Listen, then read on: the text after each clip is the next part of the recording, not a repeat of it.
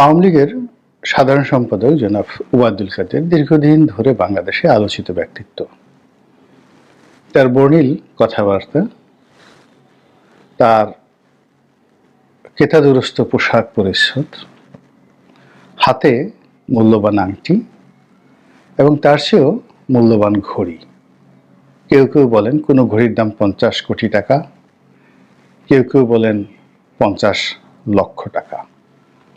এর কারণ হলো তিনি যে ঘড়িগুলো পরতেন, সেই প্যাটেক ফিলিপ থেকে শুরু করে রোলেক্স কিংবা অন্য দামি যে ব্র্যান্ডগুলো আছে, এই ঘড়িগুলোর মূল্য কম করে হলো 20 লাখ টাকা, আর সর্বোচ্চ 50 কোটি, 100 কোটি, 500 কোটি টাকা মূল্যেরও কিন্তু ঘড়ি আছে। তো তিনি সেই ঘড়িগুলো পরতেন এবং তার এরকম ঘড়ির সংখ্যা ছিল নাকি কয়েকশো, আল্লাহ ভালো জানেন। তো সেই মানুষটি রাজনীতিতে সজ্জন ছিলেন, ব্যক্তিগতভাবে কারোর সাথে মারামারি কাটাকাটি, তারপরে মামলা মোকদ্দমা হামলা অনেকটা আছে না, যে যেমন সালমান এফ রহমান সাহেব যেটা করতেন, কাউকে টার্গেট করতেন তো তার একেবারে জীবন শেষ। একমাত্র আল্লাহর অশেষ রহমত, তিনি আমাকে কিছু করতে পারেননি। এর কারণ হলো 2014 সন থেকে বা 12 সন থেকে তার সঙ্গে আমার যে বিরোধ।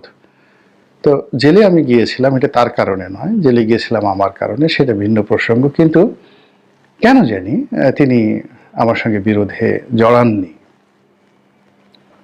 জড়ালে কি হতো সেটা পরের ব্যাপার।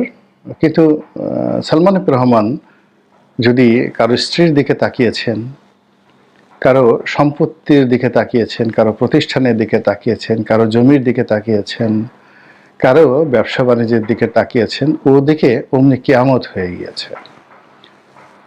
এরকম একটা জাস্ট একটা উদাহরণ দিলাম। এরকম আওয়ামী লীগে হয়তো হাজার হাজার মানুষ সারা বাংলাদেশে ছিল, যাদের টার্গেটই ছিল অন্য মানুষের সম্পদ হরণ, তারপরে অন্য মানুষের সঙ্গে শত্রুতা করা এবং তাদের অপছন্দের মানুষদেরকে একেবারে জাহান্নামে পাঠিয়ে দেওয়া। তো সেই দিক থেকে জনাব ওবায়দুল কাদের অনেকটা অজাত শত্রু প্রকৃতির মানুষ ছিলেন। তিনি দলীয় নেতাকর্মীদেরকে বেশি একটা পাত্তা দিতেন না, আর কাছাকাছি গেলে বড় জোরে একজনকে একটু গালি দিতেন, বকা দিতেন, এই পর্যন্তই ছিল। কিন্তু ওরকম সন্ত্রাসী কর্মকাণ্ডের সঙ্গে তিনি কখনোই জড়িত ছিলেন না। দ্বিতীয়ত, তিনি আপাদমস্তক একজন শিক্ষিত মানুষ, প্রচুর পড়াশোনা করতেন এবং তিনি ভালো ছাত্র, মানে ম্যাট্রিক, ইন্টারমিডিয়েট, অনার্সে খুবই ভালো ছাত্র ছিলেন। বর্ণাঢ্য রাজনৈতিক ক্যারিয়ার, খুব ভালো বক্তব্য দিতেন যৌবনে। তারপর সৌভাগ্যবান, তিনি বসে থেকেছেন বেশিরভাগ সময়টিতে, কিন্তু প্রকৃতি তাকে সুযোগ করে দিয়েছে। সেই সুযোগের বরপুত্র হিসেবে তিনি আওয়ামী লীগের মতো একটা বড় দলে সাধারণ সম্পাদক ছিলেন এবং এই দলের সবচেয়ে গুরুত্বপূর্ণ মন্ত্রিত্বের পদটি দীর্ঘদিন ধরে তিনি তার দখলে রেখেছিলেন, যদিও শেখ হাসিনার সঙ্গে তার ব্যক্তিগত সম্পর্ক কোনো কালেই ভালো ছিল না। এই সৌভাগ্যের যে বরপুত্র মানুষটি, তিনি আওয়ামী লীগের যে বিপদের সময়, সেই বিপদের সময় কিন্তু তিনি সৌভাগ্য দ্বারা তিনি আশীর্বাদ পুষ্ট হয়েছেন। কারণ হলো এই দলের সবচেয়ে প্রভাবশালী লোকজন, যেমন ধরুন শাহজাহান খান সাহেব। শাহজাহান খান কেবলই যে একজন রাজনীতিবিদ তা নন, তিনি এদেশের শ্রমিক আন্দোলনের, পরিবহন শ্রমিক আন্দোলনের প্রবাদ পুরুষ এবং তার নির্বাচনী এলাকায় যথেষ্ট জনপ্রিয়। তিনি এই প্রথম এরকম একটা বিপর্যস্তকর অবস্থার মধ্যে পড়লেন। তিনি পালাননি বা পালাতে পারেননি। এরপরে হাসানুল হক ইনু, রাশেদ খান মেনন, বর্ণাঢ্য রাজনৈতিক ক্যারিয়ারের অধিকারী। তাদের সাহস, তাদের শক্তি, এটি বাংলাদেশের কিংবদন্তি। কেবল শেখ হাসিনার জমানাতে তারা যে কাজগুলো করেছেন, এটা এইটুকু যদি আপনি বাদ দেন, তাহলে বাকি জীবনটাই এদের ঐতিহ্য দিয়ে ভরা, in terms of family background, in terms of education and everything. এরপর যদি আপনি আনিসুল হকের কথা চিন্তা করেন, আইনমন্ত্রী আনিসুল হক, সিরাজুল হক সাহেবের ছেলে, বাংলাদেশের সবচেয়ে নামকরা উকিলদের মধ্যে একজন, সর্বকালের 100 বছরের সেরা উকিলদের মধ্যে অন্যতম সেরা উকিল ছিলেন তার বাবা, এবং তিনিও যথেষ্ট নামকরা অ্যাডভোকেট, বিশেষ করে ক্রিমিনাল লতে। আইনমন্ত্রী ছিলেন, পালাতে পারেননি। তারপরে সালমান এফ রহমান। সালমান এফ রহমান সাহেব দেশের শীর্ষ ব্যবসায়ী, শেখ হাসিনার একেবারে রাইট ইন হ্যান্ড ছিলেন। তারপর উনি এরশাদ জামানাতেও ক্ষমতাধর ছিলেন, বিএনপি জামানাতেও তার ক্ষমতা কোনো অংশে কম ছিল না। এরপর পাকিস্তানে তার বাবা কেন্দ্রীয় সরকারের মন্ত্রী ছিলেন, একেবারে সেই প্রথম দিকে ফজলুর রহমান। তো এই মানুষটি পালাতে পারেননি। তার পালানোর জন্য হেলিকপ্টার ছিল, নিজস্ব হেলিকপ্টার ছিল। তার পালানোর জন্য বাংলাদেশে অনেক তার অনেক এরকম শিল্প কলকারখানা ছিল যেখানে 20,000 লোক চাকরি করে। তো তিনি পালাতে পারেননি। এভাবে আরো বহু লোক যারা ধরা পড়েছেন। তো সেই দিক থেকে ওবায়দুল কাদেরের আসলে ওরকম বাড়ি গাড়ি কয়টা আছে আমি জানি না, কিন্তু আমার জানা মতে আর এরকম পালিয়ে থাকার মতো শিল্প কলকারখানা, বন্ধু বান্ধব নাই বললেই চলে। যা আছে আওয়ামী লীগের রাজনৈতিক নেতা কর্মী। তারপর তিনি একটা মধ্যবিত্ত পরিবার থেকে এসেছেন, ফলে গ্লোবালি যে একটা অ্যারিস্টোক্রেসি রয়েছে সেটা তার মধ্যে নেই। তিনি বড়দের হয়তো কলকাতাতে একটা বাড়ি করার কথা কল্পনা করতে পারেন, কিন্তু সালমানদের মতো মানে লন্ডনে বিশাল একটা বাড়ি করে, কিংবা জাভেদের মতো, ভূমিমন্ত্রী জাভেদের মতো সে 800 লন্ডন আমেরিকাতে 800 বাড়ি কেনার মতো কলিজা আগামী 100 বছরও ওবায়দুল কাদেরের হতো না। তো সেই ওবায়দুল কাদের সে যে সৌভাগ্যের বরপুত্র, তা প্রমাণ পাওয়া গেল যে তিনি বাংলাদেশে নাকি 3 মাস ছিলেন জামাই আদরে। এখন সবাই কানাঘুষা করছেন, কোথায় ছিলেন, কার বাড়িতে ছিলেন, কার ঘরে ছিলেন, কোন লোকেশনে ছিলেন, কার জিম্মায় ছিলেন, তাকে কারা পেট্রোনাইজ করছে, এবং এগুলো নিয়ে নানা রকম গুজব ছড়িয়ে পড়েছে। এবং বাংলাদেশে একটি অ্যাপেক্স কোর্ট, বড় কোর্ট, সেটা হলো এই যে যুদ্ধাপরাধীদের বিচার করার যে আদালত, আইসিটি।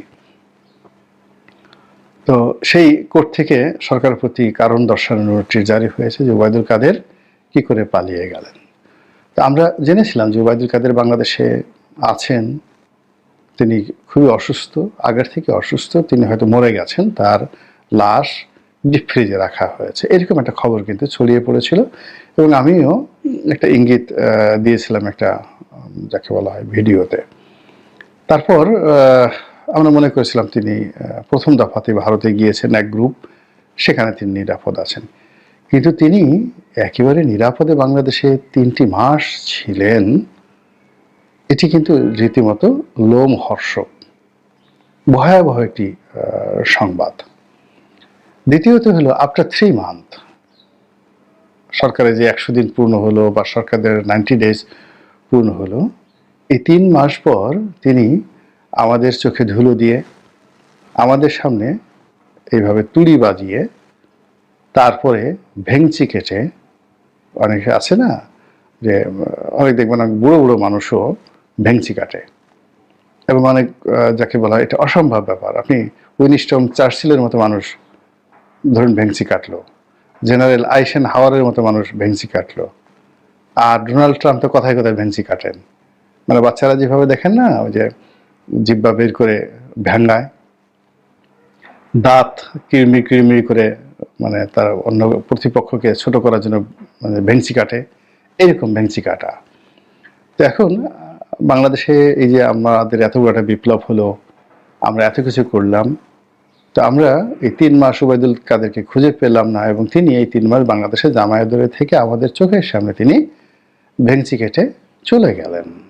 এটা আমরা যারা এই আন্দোলনের পক্ষের শক্তি মনে করি আমাদের জন্য অবমাননাকর এবং অসম্মানজনক। তো যাই হোক, বাস্তবতা হলো তিনি ছিলেন, এবং তিনি আরও বাস্তবতা হলো তিনি এখান থেকে নিরাপদে চলে গিয়েছেন দিল্লিতে অথবা কলকাতাতে। এর দ্বারা কি বোঝায়? অর্থাৎ তাকে যারা নিয়েছে, নিঃসন্দেহে এখানে দিল্লি আরও স্পষ্ট করে বললে তাদের গোয়েন্দা সংস্থা র এটা নেপথ্যের কারিগর ছিল, তারা অত্যন্ত ম্যাটিকুলাসলি অঙ্ক কষে কষে কষে কষে এই ওবায়দুল কাদেরকে তারা বাঁচিয়ে রেখেছেন এবং তাদের প্রয়োজনে তারা ওবায়দুল কাদেরকে নিয়ে গেছেন। যদি ওবায়দুল কাদেরকে নিয়ে তাদের কোনো প্ল্যান না থাকতো, আওয়ামী লীগকে নিয়ে তাদের কোনো পরিকল্পনা না থাকতো, তারা কোনো অবস্থাতেই নিতেন না। এখানে বোঝার চেষ্টা করুন যে বাংলাদেশে কিছু লোক তাকে পাঠানোর জন্য যারা দরজা খুলে দিয়েছে তারা হয় বাধ্য হয়েছে অথবা টাকা পয়সার দ্বারা লোভাতুর হয়েছে, কিন্তু এটা দ্বারাই সব কিছু নয়। এখানে ওবায়দুল কাদের মতো একজন হেভিওয়েট মানুষকে যদি বাংলাদেশ থেকে ভারতে যেতে হয় তাহলে অনেকগুলো ধাপ তাকে পার হতে হয়েছে এবং এই ধাপের সঙ্গে রাষ্ট্রীয় পর্যায়ের গুরুত্বপূর্ণ ব্যক্তিদের গ্রিন সিগন্যাল এবং সেই গ্রিন সিগন্যাল দেওয়ার ক্ষেত্রে সর্বোচ্চ পর্যায় থেকে সর্বনিম্ন পর্যায়ে সেই গ্রিন সিগন্যালটি কাজ করেছে এবং সেই গ্রিন সিগন্যাল দেওয়ার ক্ষেত্রে ভারত যে দাদাগিরি করেছে এবং ভারত যে কমান্ড দিয়েছে এবং সেই কমান্ড যে তারা পালন করেছে এতে কোনো সন্দেহ নেই। তাহলে আমরা আলোচনাটা এভাবে চলে আসি, যদি ওবায়দুল কাদের ভারতে গিয়ে থাকেন বা গিয়েছেন, এই বাস্তবতা মেনে নিলে তাকে ভারত আসলে নিয়েছে, আহ্বান করে নিয়েছে। কেন নিয়েছে? এর কারণ হলো ওবায়দুল কাদেরকে দিয়ে তারা এমন কিছু করাতে চায় বা ওবায়দুল কাদেরকে বাংলাদেশে আবার তারা ফেরত পাঠাতে চায় তাদের প্রতিনিধি রূপে রাজনীতিতে আওয়ামী লীগকে পুনর্বাসিত করতে, এতে কোনো সন্দেহ নেই।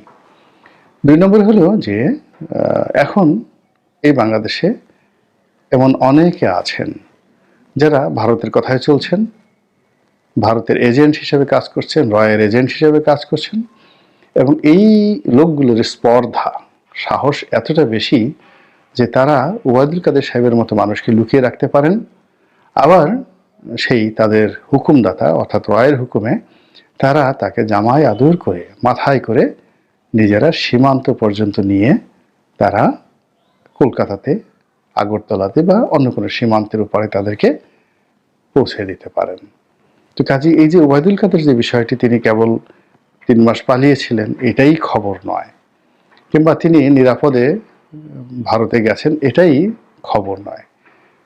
এর মূল খবর হলো, এই ঘটনার পেছনে মূল খবর হলো যে এর দ্বারা আগামী দিনে আমাদের রাজনীতিতে কি মেরুকরণ হচ্ছে, আমাদের জন্য কি পরিণতি অপেক্ষা করছে এবং আমাদের এই দেশে আমরা যে এত ভারত বিরোধী হুম্বিতম্বি করছি, এত কথাবার্তা বলছি, এটির পরিণতি কি হবে। ভারতে যখন এখানে তাবেদার সরকার ছিল তখন একজন আবরার একটা সাধারণ স্ট্যাটাস দিয়েছিলেন, তার বিনিময়ে তাকে খুন হতে হয়েছে। আর আমরা যে এখন হাজার হাজার আবরার হওয়ার চেষ্টা করছি এবং আবরারের চেয়েও অনেক সাহস নিয়ে, শক্তি নিয়ে আমরা যে কথাগুলো বলার চেষ্টা করছি, আবরারের মতো সাহস হবে না যদিও। এর কারণ হলো এখন আমরা মনে করছি যে যেহেতু শেখ হাসিনা নাই আমরা নিরাপদ, ভারতকে আমরা খেয়ে ফেলবো, কিন্তু আবরার আমাদের চেয়ে অনেক অনেক সাহসী। সে শেখ হাসিনার কলিজার মধ্যে ঢুকে সেখানে সে এন্টি ভারত, ভারত বিরোধী একটা সিল সেখানে সে মেরেছিল ফেসবুকের মাধ্যমে। সে জীবন দিয়েছে, কিন্তু তার ছবি, তার প্রতিচ্ছবি, তার কর্ম অমর এবং অক্ষয় হয়ে থাকবে বাংলার ইতিহাসে। তো এখন বাস্তবতা হলো যে আমরা যারা এই আবরার হওয়ার চেষ্টা করেছি বা করে যাচ্ছি, যদি এই জমানাতে এসে ওবায়দুল কাদেরকে এইভাবে এখান থেকে নিরাপদে সরিয়ে নেওয়া যেতে পারে, তাহলে 2 দিন পরে জেলখানা থেকে আনিসুল হক যে যাবেন না, বা 2 দিন পরে যে সালমান এফ রহমানকে হঠাৎ লন্ডনে দেখা যাবে না, বলেন তো এটার গ্যারান্টিটা কি?